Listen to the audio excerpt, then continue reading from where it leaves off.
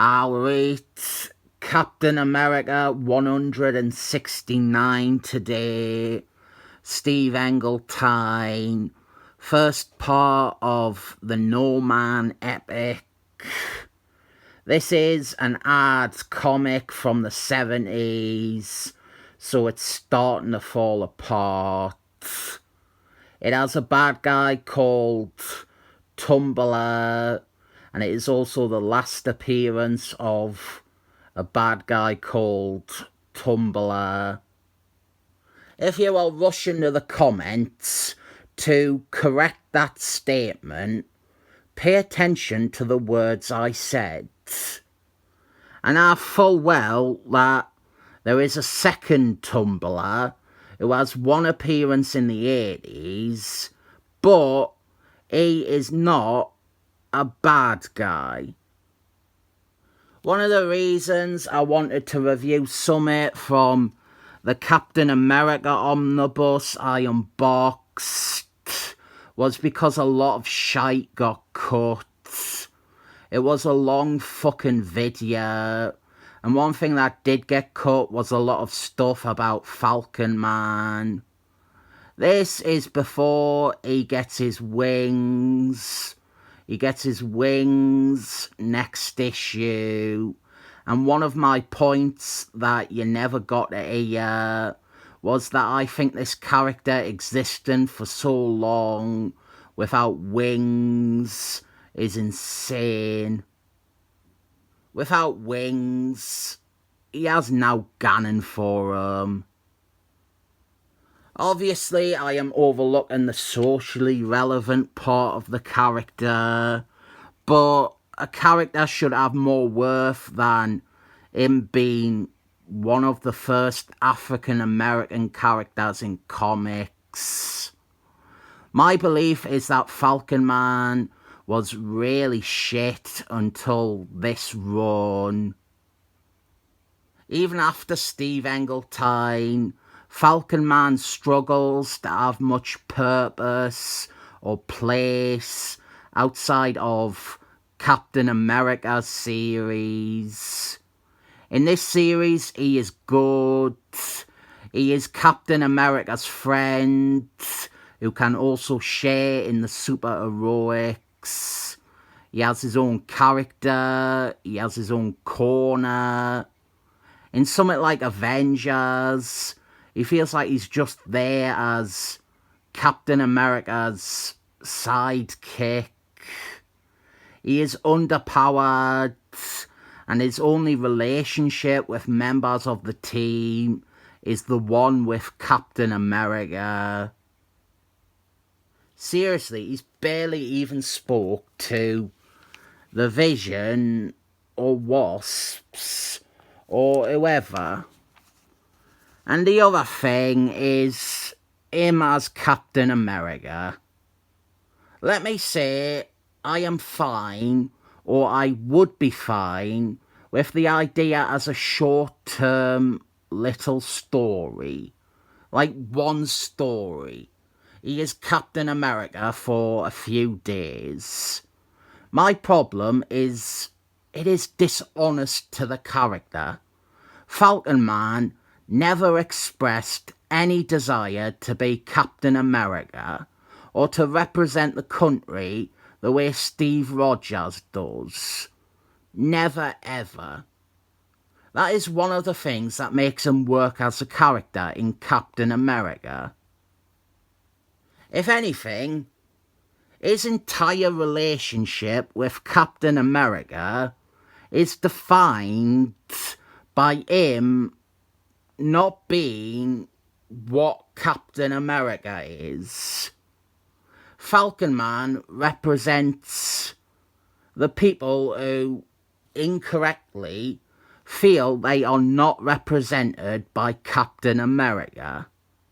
Falcon Man created his own identity and his own legacy as Falcon Man.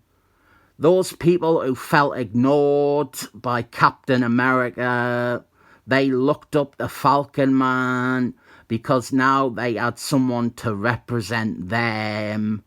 Falcon Man throwing the costume in the bin to compromise who he is and what he stands for and become Captain America is discarding everything important about Falcon Man and his character, both in universe and in publishing history. In my eyes, if Falcon Man was given the chance to be Captain America, he would always turn it down because it's not the right fit for him. The same way he often would turn down or leave the Avengers. The same way his run for Senate ended. The same way he eventually left this book for a while.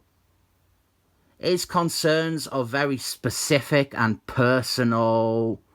They are admirable and heroic, but they are always what make him a bad choice for Captain America.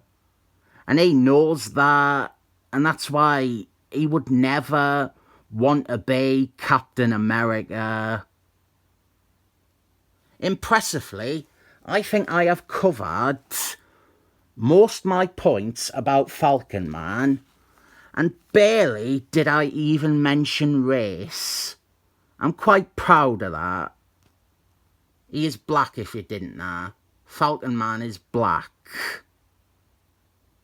One of the viewers said on the unboxing video they read these comics in Essentials, the black and white reprints, and maybe in those Falcon Man looks white. You know, if Falcon Man was white, if that was the one thing you changed about him, he would still not work as Captain America because his character of 40 years would still be contradicting it.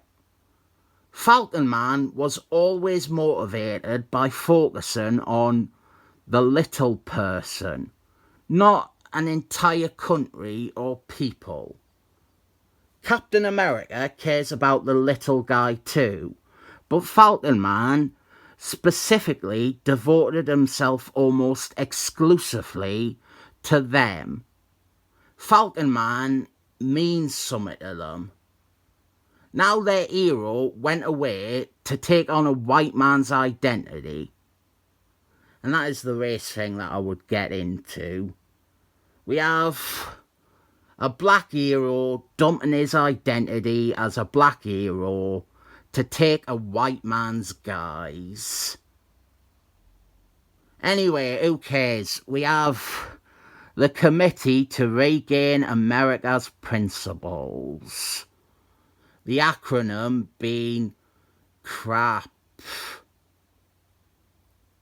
Really weak gag, but who am I to say something is very basic comedy?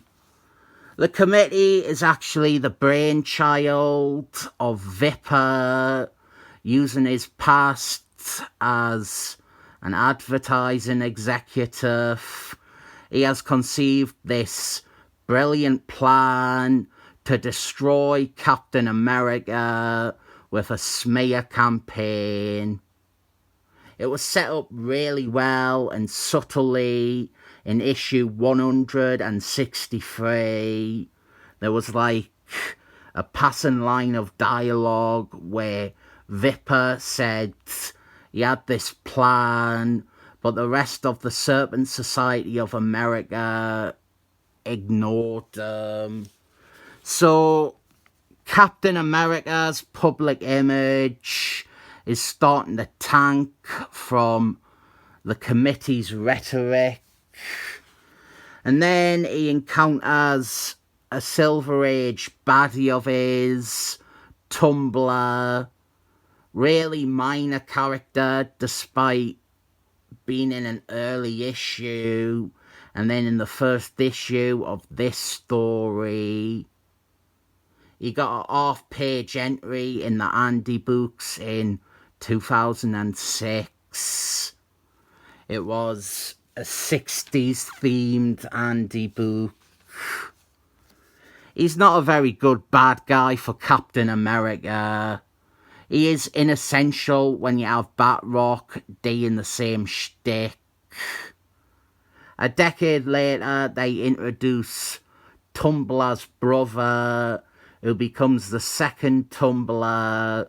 And the most interesting thing about him is that for 100 issues after his debut, they would print a letter every 5 or 6 issues requesting that version of the character return. He never did. Romance. Not a fan of the romance in this run. And I also didn't mention the other love triangle when I looked at the omnibus. And I'm not really going to mention it now. You see, what has happened is Tumblr, he was hired by the committee to make Captain America look bad. And when Captain America confronts Tumblr again, he is assassinated in a manner to make it look like Captain America is responsible for accidentally giving him a heart attack and killing him. Down at the bottom here, this is the first appearance of the original Moonstump, Neferman, and it is to be continued. Totally fine, nothing exceptional here, but it is adequate and inoffensive. It kickstarts a classic storyline, and I feel the need to mention Will Smith bitch-slapping Chris Rock.